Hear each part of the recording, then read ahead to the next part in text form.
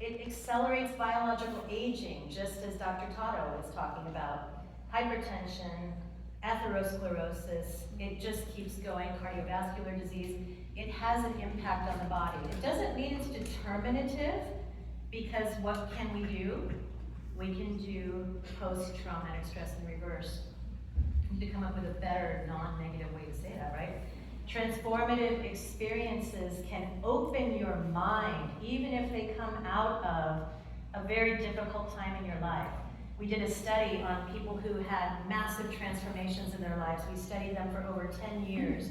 And what we found was that about 2/3 of people have those massive transformations after a very, very difficult deconstructive experience in their life. Illness, near-death experience, loss of a loved one, divorce, all the stuff that we don't want has the potential for us to reorganize ourselves. So that can move into finding mind-body practices. I have a big experience, I see something new, I see a glimpse into a different way of being, a different way of organizing my priorities, that I'm really made of love and light, and all of this stuff doesn't mean as much as I thought it did. In order for us to stay with it, we have to engage in mind-body practices. Hardly anybody has that moment and it sticks with them forever. We engage. One person actually told me, I had a massively transformative experience and then I spent the rest of my life living into it. Living into it. So ideally we find mind-body practices. What does this do? It does the reverse. Greater regulation of the HPA, the hypothalamic pituitary axis. We start to find that more connection is easier for us with other people, with animals, with nature, with ourselves, and even with divine. That begins to cause this upward spiral of improved immune function, immunity, altering gene expression in a positive way. Even if you did have a gene that increased your risk for something, all of a sudden, you're collaborating with your gene expression to say, no, I prefer not to express that particular risk, thank you. You start to have more alignment, intention, manifesting. How many people have already had a synchronicity today at this conference? Yeah? Okay. I mean, I was driving from the lunch to here in 5 minutes, and we were like, what? You did too? Holy cow, right?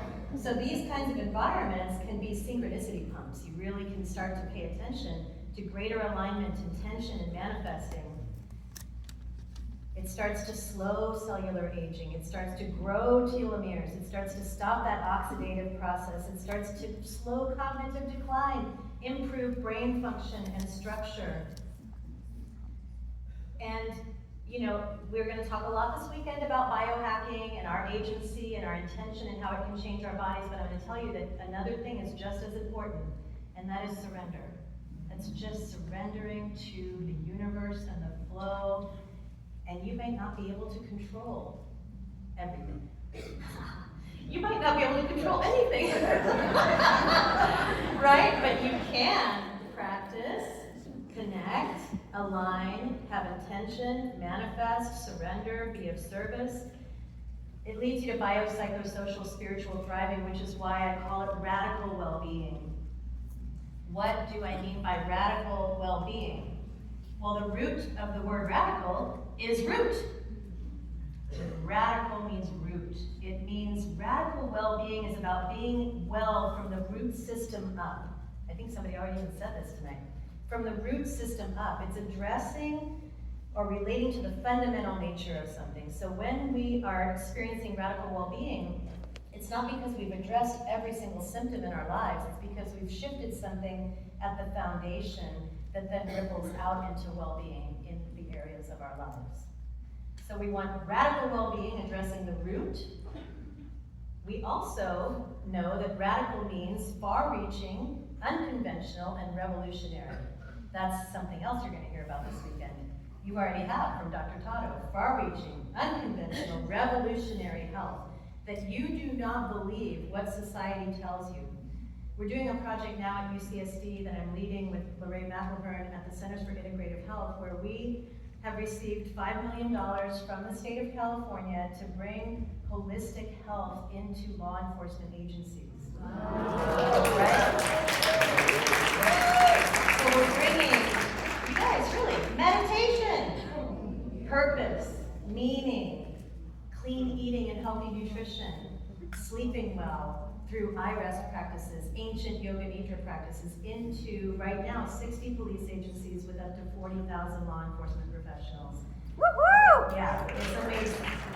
And it's revolutionary. And what I want to tell you about it is we got so ready for these law enforcement agencies and cops and chiefs to be like, this is a bunch of, whatever, get out of here, dump, right? Instead, we got on the phone with them, had these meetings, and we started selling it like, look, we're going to be really cautious, and don't worry. And they were like, when can you get here? When can you get here? We're dying. We're dying, we're going crazy, we're losing people. Did you know that 3 times as many police officers die from suicide than in the line of duty? Wow. Yeah, so this is what we're talking about, unconventional, revolutionary change, and every single one of you in this room has the opportunity to take the healing in your own life and turn it into revolutionary change out in the world, whether it's your PTA, whether it's your kids' scout group, whether it's a multinational NGO that's going to feed 1 billion people. It doesn't matter what the scale is, because the universe doesn't look at scale the same way we do. It doesn't look at scale the same way we do. It's kind of like outside of the conventional notions of space and time. You also lose that idea of more is better. I knew a guy once that was a toll taker on the Golden Gate Bridge. He was a Sikh man. This is back when you had to hand cash to people in the days of the covered wagons. And so he's taking people's tolls as they cross the bridge, and every single piece of change he gives back, he gives a prayer. Aww. May you be well, may you be safe, may you be happy, may you have love, may you live with ease, may you be safe. This is for like 20 years, right? So most of us might think, toll taker, is that a transformational job? Yes. Anything, right? This is going to be what you're up to. And then it's bold, unafraid to challenge norms. Okay, so that's what radical means when I say radical well-being, and I want to go a little bit further, which is that radical well-being, my perspective, does not mean the absence of symptoms. It doesn't mean the absence of pain. It doesn't even mean the absence of disease, necessarily. So I want you to see, this is referring to mental health, but it applies for everything. On the left, you've got high symptoms, pain, whatever it is, stomach trouble, and that goes all the way to the right to low symptoms. So we're all somewhere on this scale kind of naturally. We come in with genes, we come in with whatever, we have exposure to plastics and toxins, and a combination of your genes and environments puts you somewhere on this scale, but you can move yourself up and down this scale through your lifestyle behaviors, etc. Now you might think that when you move yourself to the low symptoms part, then automatically you're going to move toward flourishing. Not necessarily the case. I know a lot of people who have no physical symptoms, but they are lonely, they're disengaged, they're sad, they don't have meaning in their lives, they're mean. Why is it mean a diagnosis? It really should, that should be a symptom, right? So instead, I want you to look at it this way, that on the horizontal plane here, you have allopathic medicine. High symptoms on one end, low symptoms on the other. You're trying to get to low symptoms all the time. But on the vertical plane, you're talking about languishing to flourishing. And you can flourish even if you do reach a point in your life or have always had some symptoms. If you tend towards anxiety, you tend towards depression, you've got irritable bowel syndrome, I don't know what you have, right? You can flourish. And that is the most important thing. You can languish with low to no symptoms. You can flourish even if you have symptoms. So when I think about radical well-being, of course, do everything you can to reduce your pain and increase your, reverse your aging. But guess what? I'm going to enjoy my wrinkles. When I get there, I'm still going to be flourishing. I am still going to be flourishing. The other part of radical well-being is to don't get too confused about stress reduction, right? It's not actually super healthy to chill all the time. It's not. Right? So you don't want high stress, which is where that yellow side is. You get sick, you have decreasing performance, panic, exhaustion, it really messes up your body, you're flooded with cortisol poisoning all the time. But on the other side is low stress that's too low. And this is bed rotting, right? This is just not being able to really get enough energy. There's an optimal stress zone in the middle, and sometimes we do want to have high challenge. Some of you probably run marathons. Hey, you're putting yourself voluntarily in the yellow. That's all right, temporary, as long as you know it. I am definitely spend time intentionally in the blue, right? You know, I am not moving today, that's okay. But I want to spend a lot more time in optimal stress zone, where I am, it's called hormetic stress, it's healthy stress. How many of you know about the Wim Hof method? Right? So the Wim Hof method is healthy stress. You are purposely challenging your body, and it poofs up all your immunity and all this stuff, because your body's like, oh crap, we gotta get immobilized. You know, this is a lot of cold, right? And it stays with you for a long time. So make sure that you don't hang your hat on low stress and no symptoms as flourishing, because I'm sorry, those are gonna be special days, but they're not gonna happen all the time. You're gonna have stress, you're gonna have symptoms. Let's flourish while we have them. Radical well-being is what we're talking about here. So how do we get here? I'm gonna go pretty fast through this part, because most of you know this, right? You can't read this on purpose. It's just to remind you that meditation, mindfulness, affects your brain. It affects your heart. It affects your telomeres. It affects your genes. It affects your immune system. It affects inflammation. Sitting and watching your breathing quietly with a non-judgmental, curious, and friendly tone for 20 minutes a day does all of that, right? We've got to do these things. This is biohacking. You know, I'm all for trying some fancy stuff, but this is biohacking. Sitting and watching your body sensations and breath for about 20 minutes a day with curious, friendly attention, not judging even when your mind is judging, not even judging, just sitting with what is, 20 minutes a day. Magic, magic, magic in the mind, magic in the body. Same with so many other things. Yoga, autonomic regulation, inflammation reduction, hormonal balance, enhances neuroplasticity. We're talking about into old age, being able to make your brain malleable enough to learn new things. It is not true that an old dog can't learn new tricks. You can make your brain malleable into old age. It's not naturally malleable. You got to do some practices to make it more malleable. So you're trying to do that, and even neurogenesis, creating new neuronal connections even late into life.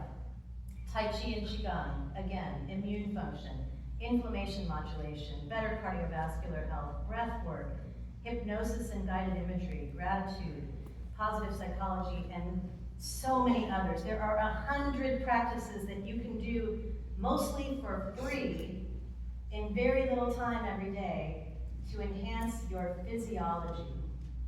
The emotional freedom technique, how many of you tap? Right? Okay, I'm gonna be honest with you. I was doing a program like 20 years ago at Shelter for the Houseless, and we were bringing in all kinds of different modalities to try, and mindfulness and yoga, and I was like, yeah, these are gonna work. And somebody said, hey, I do this EFT tapping thing, I wanna bring it in. And I was like, okay. Right? I was skeptical, you know, I was just like, I don't get it, you know, okay, whatever. But I was like, okay, they're volunteering. Dude, 8 weeks later, these guys in the houseless community were like, I am sleeping through the night for the first time in 20 years. My pain is gone. I couldn't believe it. I was like, okay, I stand corrected. So teach me to be, you know, skeptical of what people say. But emotional freedom technique now has about 150 scientific articles with great results, not only on self-reported anxiety, depression, stress, etc., but also on gene expression and many physiological things. So if you haven't heard of it yet, check it out. It's one practice. What is the very best practice, you guys? What's the best practice? The one that works. The one you'll do? Yes, I heard it right. The one you'll do is the best practice. Find the one you'll do. Okay, so why do these things work? How can it be that these very subjective experiences are changing our physiology? Well, for one thing, neurophysiology tells us that when we even just imagine an activity or a situation, the visual cortex of the brain is activated, but when we imagine moving, our motor cortex is activated. When we imagine hearing, our auditory cortex is activated. When we imagine emotions, our amygdala is activated. Your imagination is real. It's not imaginary. Your imagination is a real thing with real effects on your thinking, your mood, your behavior, and your body, your relationships. So practices like what we're talking about change the brain and body through repeated adaptation, long-term potentiation. Keep doing it over and over again, it creates a groove, it's that upward spiral. But what's super fascinating to me too is that insights and extraordinary leaps can also change the brain and body. There's some very interesting evidence that those profound singular experiences, like I had when I saw the light and changed my mind and when I was a kid, like what you guys shared, those instant moments can also change the brain and body. It's the same thing as post-traumatic stress disorder. One incident can cause PTSD. It changes the brain and the body. How does that happen, right? So the practices, in good news, lead to insights and extraordinary experiences, and then those feed back into the daily practices.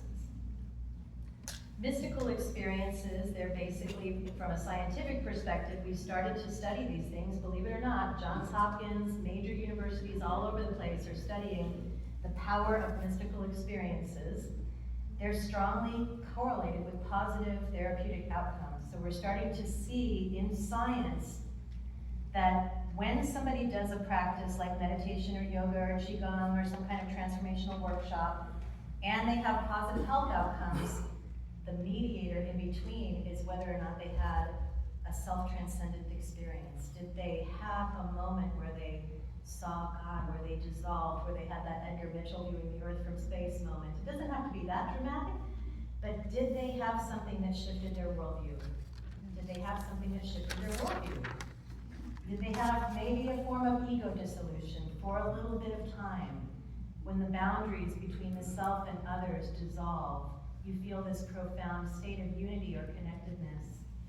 And somehow this seems to shift people into a different mode of being, and that mode of being is healthier. It's healthier for the mind, the body. And so, how many of you have heard of the default mode network? So the default mode network is the new sexy, on-the-scene brain thing. It's a network of brain regions that are associated with storytelling, self-referential thinking, rumination, thinking, limited, rigid thinking patterns. It's basically what you do when you're just hanging around and just like blah, blah, blah, blah, blah, blah, blah, blah, blah, blah, blah, blah, blah, blah. What I like, what I don't like, what I like, what I don't like, what did I do that was done yesterday, blah, blah, blah, blah, I don't. That's just the narrator, right? The unhelpful narrator, often. Transformative experiences can transiently disrupt that pattern of chatter in the brain. You can see it in the brain. It leads to kind of a breakdown of your previous categories, and this disruption can cause this reworking of the brain. It's almost like there's a period of profound plasticity. Things get rearranged, and then it recoagulates into a new organization, right? So storytelling involves the activation of the default mode network, normal storytelling, which is good actually, because if you change your story, you can change your brain. Okay? Repeat after me. If I change my story, I can change my brain. If I change my story, I can change my brain. I mean, really. I mean, you guys can go. That's the whole thing, right? If I change my story, I can change my brain and my body and my relationships and my life. And our world, by the way. Also, though, in addition to changing your story in everyday life, radical imagination is the deactivation of the default mode network. It's when all that stuff falls away and all of a sudden you're like, oh, wait a second. Everything is different than I thought it was. These experiences show when somebody's in an MRI, increased global brain connectivity. This is literally the Human Connectome Project. If you go and you can see these maps of brain connectivity. It's kind of like the Human Genome Project, except they're mapping brain connections. Transformative experiences can reduce the dominance of the default mode network and increase that global brain connectivity. And it allows the different parts of the brain to communicate more freely. So instead of having silos, everybody's talking to each other in there and coming up with pattern recognition and being like, oh, wait, oh, right? And you just start to live in a way that's way more interesting. Dr. Todd O talked about neurotrophic factors, such as brain-derived neurotrophic factor. They promote the survival and aid of regeneration of adult neurons. Nerve cells require this to survive, but also to regenerate, and when you have less of it, you don't feel as well. Guess what causes increased BDNF even more than, in addition to the $5,000 or $10,000 thing that he has, or that he found. What causes increases in BDNF? Anybody know? Exercise, moving your body, dancing, exercising, 3 to 5 times a week, 30 to 45 minutes of vigorous exercise increases your baseline BDNF. Other practices do as well. So you can personally biohack your body. It's not just your brain, it's throughout your whole entire body. Your gut health changes not only when you eat differently, but when you think and feel differently, when you view the world differently. Okay, so what I want to make sure you know is that genes, immunity, molecular things, all of these things are affected by your thinking patterns, the story you're telling yourself, the transformative practices you do, the transformative experiences you have. And I want us to just try it right now. So I want you to bring to mind, you can close your eyes if you like, the most profoundly beautiful, joy-inducing, dopamine-filled experience that you have, or have had. Now I'm using this picture in case your imagination fails you, but partly because when I had my baby and I would nurse with her and smell her little loaf of bread head and have the sun coming in the windows and these motes of dust sparkling in there, I feel it right now. I'm having chills from the bottom of my feet to the top of my body. So I want you to think about what is yours.